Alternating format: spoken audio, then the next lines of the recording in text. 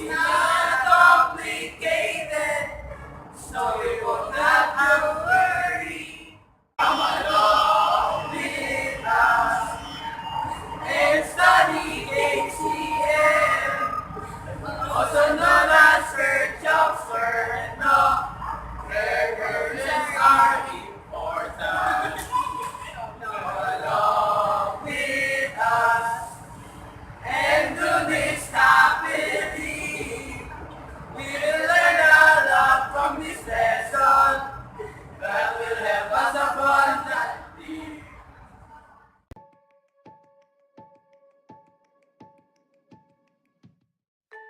Our topic is Kirchhoff's current law or KCL, wherein the current entering the node is positive, so the dot symbolizes the node, and the current leaving the node is negative, which means that the sum of the current going into the node is equal to the sum of the current going out of the node, or the summation of all the current is equal to 0. In this example, I1, I2, and I3 are all positive since it is pointing in the direction of the node, while I4 and I5 are both negative. So, we can write that as I1 plus I2 plus I3 minus I4 minus I5 is equal to 0, or I1 plus I2 plus I3 is equal to I4 plus I5. The formula for current can also be written as I is equal to Q over T, or charge over time, where Q is the quantity of charge flowing by a point in a time period of T. So Q1 over T plus Q2 over T plus Q3 over T is equal to Q4 over T plus Q5 over T. So Q1 plus Q2 plus Q3 is equal to Q4 plus Q5. So here we can say that Kirchhoff's current law or KCL is the same as law of conservation of electrical charge. That means the sum of the charge that is entering into the node is equal to the sum of the charge leaving the node.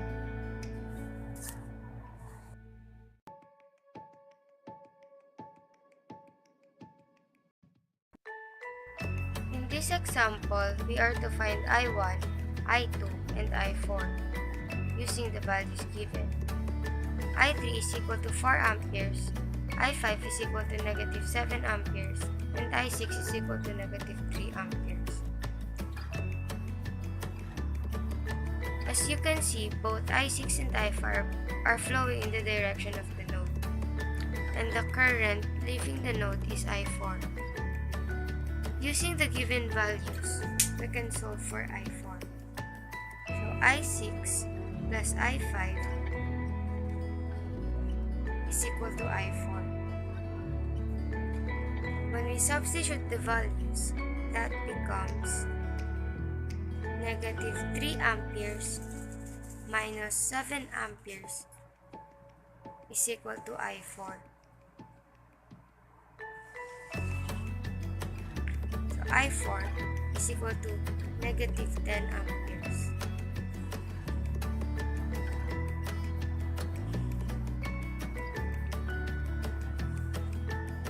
Next, since we already got the value of I4 and I3 is given, we can now solve for I2. And since both I3 and I4 are going inside the node, that becomes I2 is equal to I3 plus I4.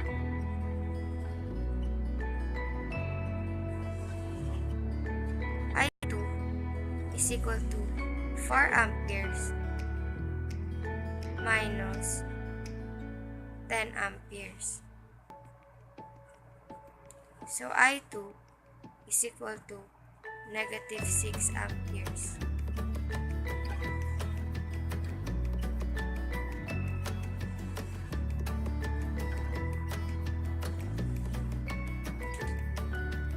So since we already have the value of I2 and I6, we can now solve for I1. I6 is equal to I1 plus I2 negative 3 amperes is equal to I1 plus negative 6 amperes.